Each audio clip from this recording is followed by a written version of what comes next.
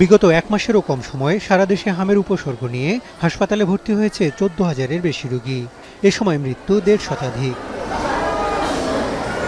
সারা দেশে হামের প্রকোপ বৃদ্ধির প্রেক্ষিতে ৫ এপ্রিল দেশের ৩০ উপজেলায় শুরু হয় প্রথম ধাপের টিকাদান কর্মসূচি।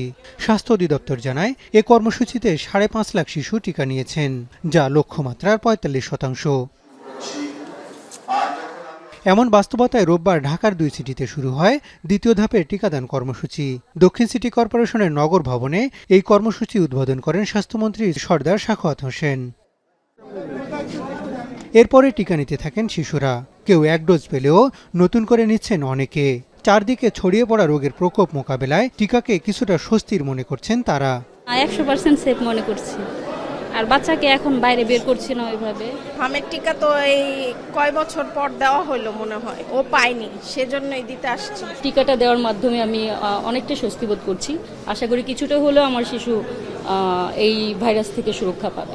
অনুষ্ঠানে মন্ত্রী বলেন, ৬ মাস থেকে ৫ বছর বয়সের ৯৫% শিশুকে টিকার আওতায় আনতে পারলে এ রোগ নিয়ন্ত্রণ করা সম্ভব। এ সময় আন্তর্জাতিক সংস্থাগুলোর আরও বেশি সহযোগিতা চান তিনি।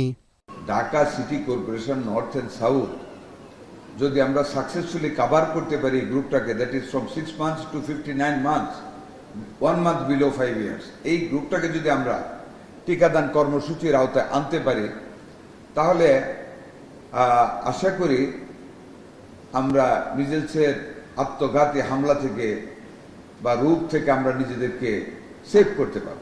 এদিকে ঢাকা উত্তর সিটির টিকাদান কর্মসূচি উদ্বোধন হয় রাজধানীর কড়াইল বস্তি এলাকায়।